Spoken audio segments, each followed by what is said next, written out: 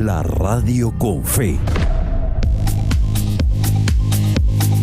Bueno, tengo el inmerecido honor, pero que mejora mi día de todas maneras, de tener a mi vera a la doctora Cayetana Aljovín. ¿Cómo estás, Cayetana? ¿Cómo te va? Encantada de estar contigo, Chema, de volver a compartir cabina. ¿Hace cuánto que no lo hacíamos? Hace bastantes años, pero lo que pasa es que tú eres mucho más joven que yo, entonces hace bastantes años eras casi una adolescente. Casi. Prácticamente una adolescente. Bueno, Cayetana, por supuesto, además de ministra y la persona que todo el mundo conoce por sus comentarios en medios de comunicación, etcétera, actualmente es la presidenta de la Sociedad Nacional de Pesquería. Y vamos a hablar algunas cosas sobre la pesca, pero antes, ¿qué sensación te está dejando? Acabo de estar con un abogado tributarista hablando sobre este paquete tributario que se nos viene, que todavía hay que descomponerlo bien, porque él anoche se leyó 70 páginas, Dios mío. ¿Qué ambiente estás viendo a nivel de los medios económicos y empresariales con este tipo de cosas, Cayetana? Mira, creemos, ¿no es cierto?, que plantear una reforma tributaria como la que estamos viendo y como tú bien dices, hay que todavía, ¿no es cierto?, desglosarla, porque solamente son como titulares lo que se tiene, no es prudente. Venimos de una pandemia, Chema, que ha afectado a miles de hogares de peruanos y sobre todo a la clase media. Hay más de 2 millones de empleos que se han perdido. Es un momento para reactivar la economía, no es un momento para cargarle de tributos adicionales y sobre todo cuando uno ve a quienes le están cargando es a la clase media, Chema, ¿no? Estamos viendo que se viene, ¿no es cierto?, incremento, por ejemplo, en alquileres, ¿no? Hay muchas personas que sus fondos de jubilación, que su manera de subsistir es a través de los alquileres y se les quiere cargar más. Yo le diría al ministro de Economía y a sus asesores, a Marco Camacho, que se den una vuelta por la ciudad y vean la cantidad de inmuebles que se alquilan. Hombre. La gente no está alquilando. Y si le vas a poner un tributo adicional... Y algunos han bajado los alquileres fuertemente, han renegociado los contratos de alquiler. Así es. Entonces es a la clase trabajadora... El inquilino no le iba a pagar. Así es a la clase trabajadora, la clase media, que le estás poniendo mayores impuestos. Ya la clase media, Chema, al año se levanta todos los días 3 meses y va a trabajar esos 3 meses para el Estado. O sea, de los 12 meses, 3 meses, se levanta todos los días, toma su desayuno y se va a trabajar para el Estado. Y el Estado, esa clase media, ¿qué servicio le está dando? Yo haría al revés, Chema, ¿no? Recursos en el Perú existen y lo vemos. Vemos cómo las transferencias que se han realizado hacia las regiones, hay recursos que no se han utilizado. Entonces, ¿por qué queremos más recursos?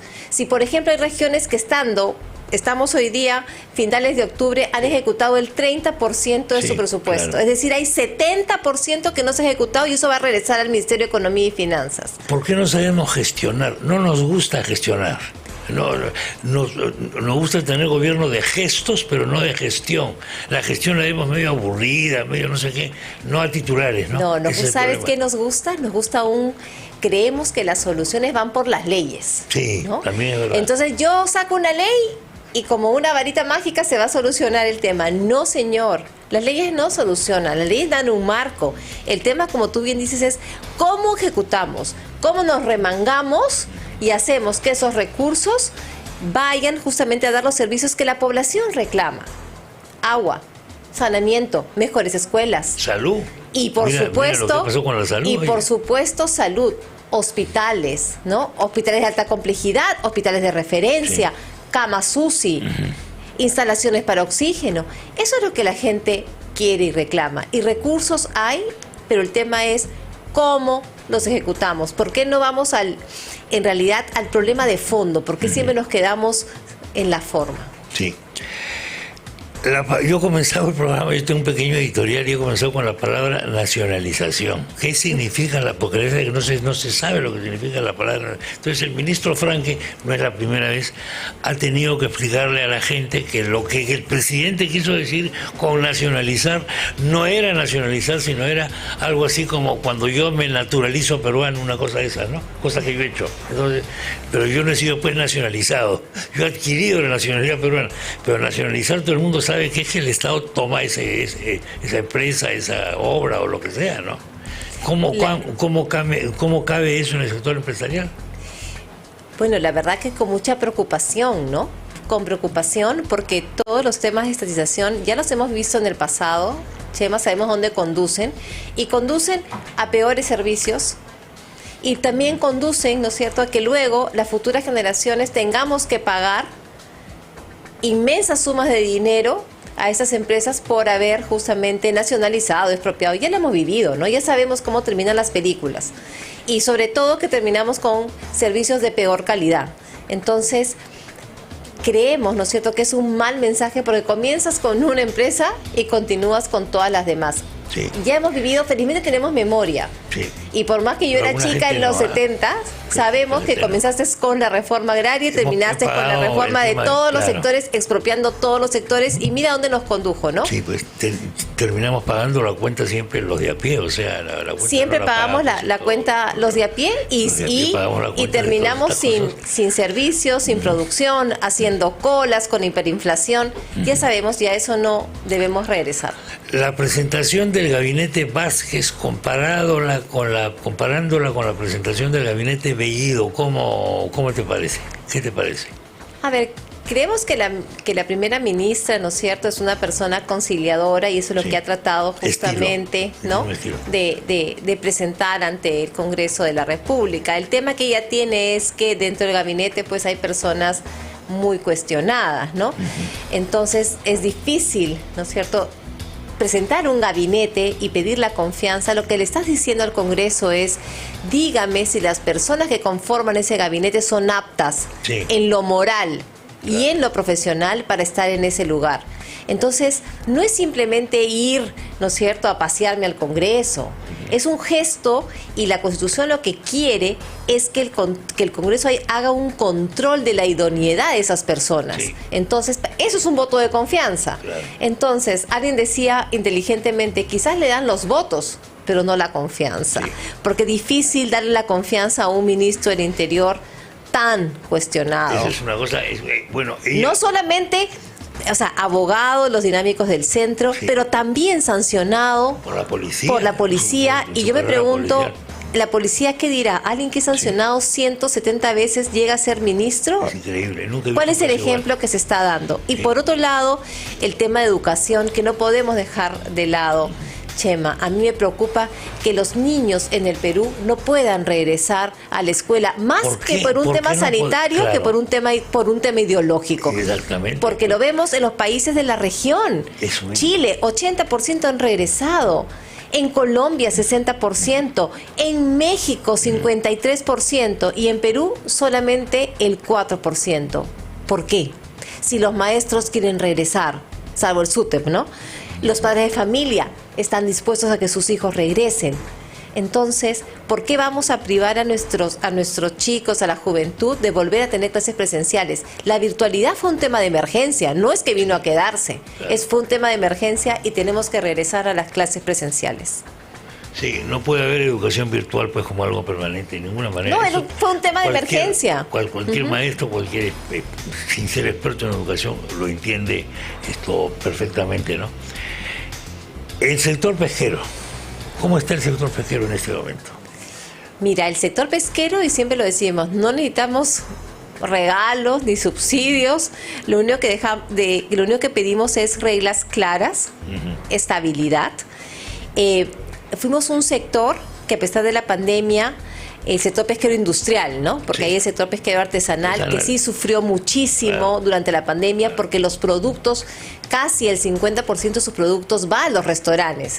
Y al haber estado cerrados los restaurantes tanto tiempo... Con 50% así de los restaurantes. Así es. Y entonces sus productos tuvieron mucha dificultad, ¿no? Por el tema de la pandemia. El sector pesquero industrial felizmente pudo trabajar el año pasado y también este año, y pudimos cumplir con la cuota asignada. Son temporadas cada vez más difíciles. La pesca no es fácil, Chema, porque enfrentas, ¿no es cierto?, al clima, y el clima tú no lo manejas. Por ejemplo, en la temporada pasada que logramos cumplir el 100% de la cuota, enfrentamos una cierres de puertos porque habían oleajes. Y cuando hay oleajes no puede salir la flota, ¿no? Entonces, son temporadas difíciles. También, ¿no es cierto?, habían juveniles y por eso es que desde la Sociedad Nacional de Pesquería decidimos autovedarlos en muchas zonas justamente para proteger al recurso. Entonces, es una actividad complicada, pero logramos cumplir el 100% de la cuota y eso representa para el país alrededor de 1.200 millones de dólares, ¿no? Porque eso se transforma en harina y aceite de pescado que a su vez se exporta, ¿no? Entonces, ¿cuál es nuestro mercado principal ahora de esto? ¿China? China sigue siendo nuestro mercado principal. Sí, por la acuicultura. Sí. Aquí en Perú también podríamos tener un mercado importante con la acuicultura, pero hay que desarrollar esta industria que es tan importante y que todos los estudios dicen que va a ser justamente que nos asegure la seguridad alimentaria. La seguridad alimentaria. ¿Conoce el gobierno bien el sector pesquero? ¿Se sienten ustedes representados, por ejemplo, en los mensajes presidenciales o el último de la ministra, etcétera? Digo, representados, mencionados debidamente. ¿Se conoce a nivel de gobierno el significado económico de la pesca en el Perú, no? De la pesquería en el Perú, ¿no? Creemos que todavía hay mucho espacio y creo que ahí de repente hay un mea culpa del sector pesquero de no haber difundido más, ¿no?, los beneficios que tiene este sector, ¿no? El sector pesquero aporta al PBI el 1.5% de manera directa, pero de manera indirecta 2.5%. Y eso es porque lo ves en el año, pero cuando la pesca está en temporada, el PBI mensual puede llegar, ¿no es cierto?, a 20 o 30%. Y además es una actividad muy importante, Chema, por ahí un estudio bien importante que hizo Apoyo, que cuando estamos en temporada de pesca, la venta de las demás industrias se incrementa en un 65%. Entonces vemos actividad, vemos en el tema de transportes, en el tema de soldaduras, en el tema de las personas que se dedican a los mantenimientos, los restaurantes. La actividad se multiplica, ¿no? Y ese es el gran factor pesquero y esa es la importancia del sector de la economía, además que da 700.000 puestos de trabajo, ¿no? Yo preguntar 700.000. Directamente vinculados a la pesca. Directa e indirecta, exactamente, directos e indirectos. Porque, no es un claro, cálculo si que le hizo el metemos IPE. ya el tema de los restaurantes y el tema de todo eso, ya la cosa aumenta. Son 700.000 incluidos. Es por cada empleo pesquero se generan 3 empleos adicionales. 3 empleos adicionales. ¿Qué otro sector genera tanto empleo adicional? Minería también. Pero porque minería los trabajadores son menos. Es que en minería los trabajadores son más pequeños, pero indirectamente generan más empleos. Son como 8 o 9 empleos que genera la minería. Entonces, volviendo a tu tema tributario, si tú quieres recursos con los precios de los minerales que tenemos hoy en día, lo que deberíamos estar enfrentando hoy por hoy es cómo hacemos que exista una actividad minera. El Perú es un país riquísimo y bendecido, ¿no? Tenemos un mar, ahí lo tienes, un mar bendecido. Es prodigioso.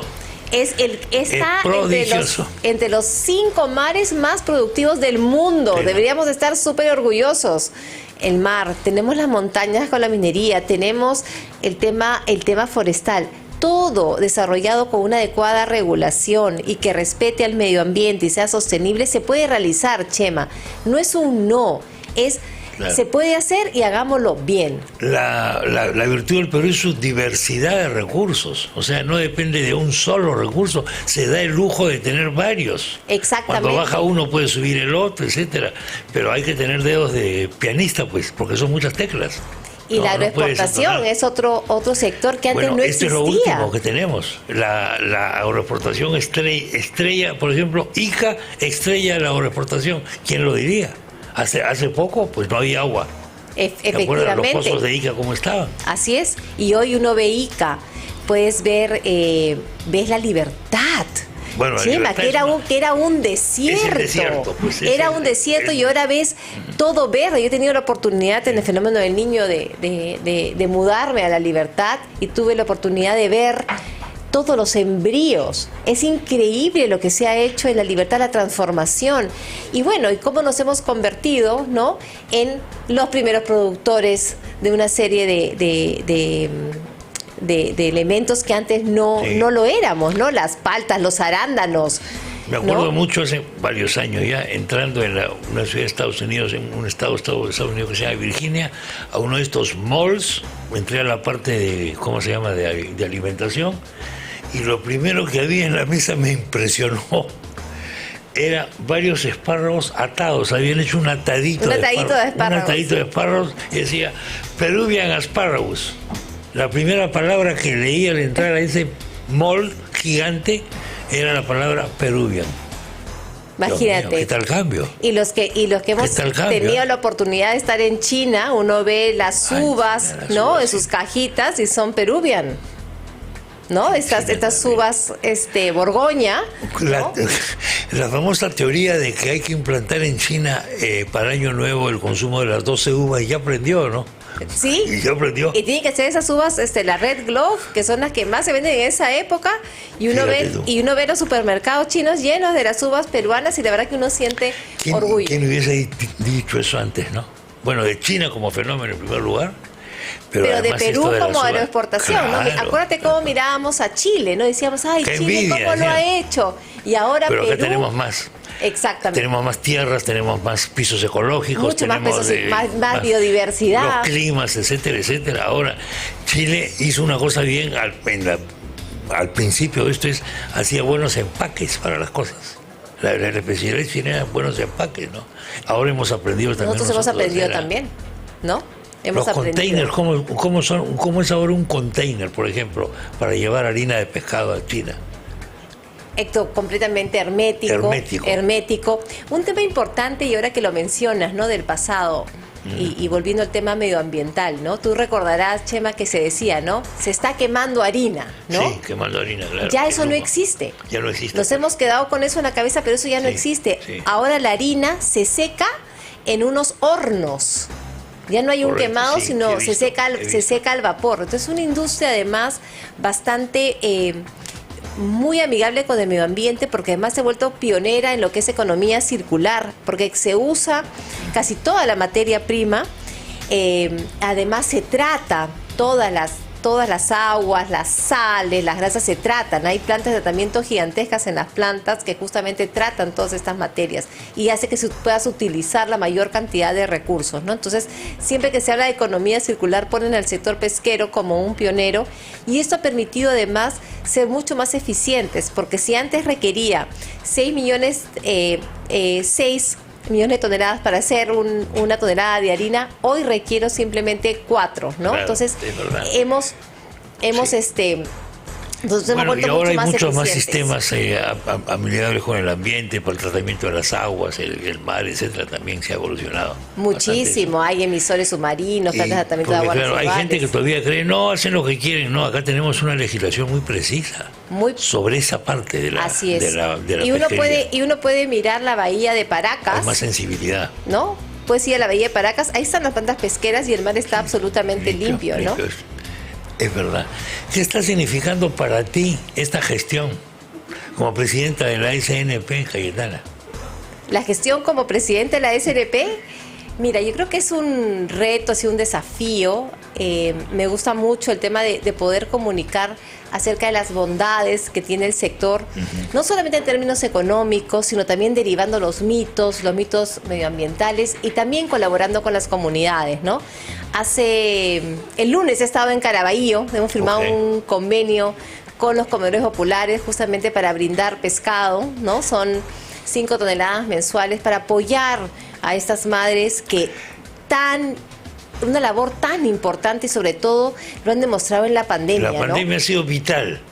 El trabajo de estas madres, a quienes saludo a través de tus... Para el gobierno de la época, y parece que para el actual también, parece que no existían esos clubes de madres, esos comedores no existían. Lo que existían eran dependencias burocráticas, con buenos sueldos. Si no hubiese sido por esos comedores y este tipo de los clubes de madre y todo, ¿dónde estaríamos ahora?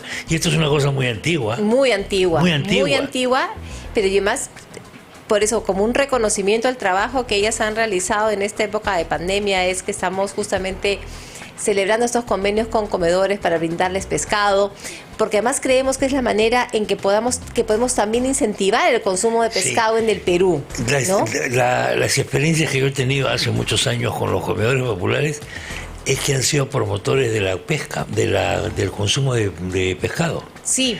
Yo visitaba los comedores populares de Villa María del Triunfo y se iban ¿a dónde? Al terminal de Villa María del Triunfo. Claro, que está ahí nomás. El terminal de Villa María del Triunfo es una cosa realmente que todos deberíamos conocer, y veían cómo estaban los precios, pues. Porque eso es una bolsa de precios. Así es. El terminal, fíjate lo que te digo, el terminal de Villa María del Triunfo es más o menos la bolsa de pescado de esa parte. Y la señora de los comedores populares, ¿qué ha bajado esta vez? Pota, el bonito, o la pota, o el para purel, todo el mundo. ¿no? Además el pescado y el pescado azul, donde el Perú tiene, ¿no es cierto?, ventajas. Sí. El bonito, por ejemplo, ¿no? El bonito, el jurel, además es un pescado que se presta mucho para cocinar. El otro día las madres de los comedores preparaban un seco de bonito. Seco de bonito, sí. Seco de bonito, ¿no? ¿Lo has probado? Delicioso. ¿Bien hecho? Sí. Delicioso, ¿rico? Riquísimo. La señora le echaba un poquito de chicha de jora, ese era el truco. Esa es la diferencia. Pues. Hay un toque andino ahí. Dime una cosa, ¿cuánto cuesta un menú de esos en un comedor popular? Cuesta 3 soles. Porque hay gente que va con sus recipientes para llevarlo a la casa. Sí, son 3 soles lo que cuesta, es lo que me contaban. 3 soles. 3 soles, sí. 3 soles. Y con 3 soles puedo comer proteínas en este país llamado Perú. Así es. Entonces, yo como porque los comedores, gente, ¿no es cierto? Hay un tema, por eso es tan importante también apoyarlos, ¿no? El programa, ¿no es cierto? Se financia con recursos del MIDIS, ¿no? Sí. Que transfieren a los municipios y los municipios a su vez le transfieren a las madres, y luego hay una colaboración también, ¿no? Entonces, sí. Y por eso es que creemos que es importante seguir colaborando con estas madres y llevarles, ¿no?, el pescado, ¿no?, como un aporte para su dieta, y para que puedan justamente mantener estos precios que tú mencionas. Y saben explotar hasta el último miligramo. Saben cocinar y son las mejores ministras de Economía. Bueno, ministra de Economía. ¿Serías ministra de Economía, Cayetana? Chema, yo ya cumplí. Hiciste tu servicio militar, tu servicio político. Ya hice mi servicio y la verdad que sí, que fue un honor servir a mi país. ¿Pero te gusta la política o no? No mucho.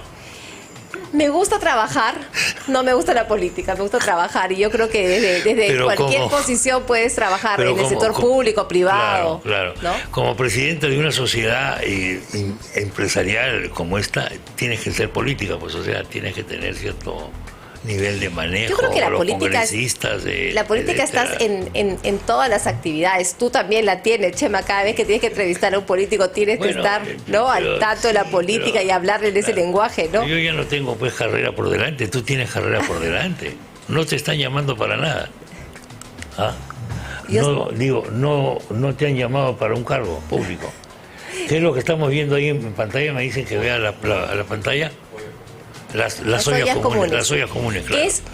Que es otra variedad que también, ¿no es cierto?, ha existido ahora en la pandemia, ¿no? Y justamente el apoyo que damos es a los comedores y a las ollas comunes también, ¿no?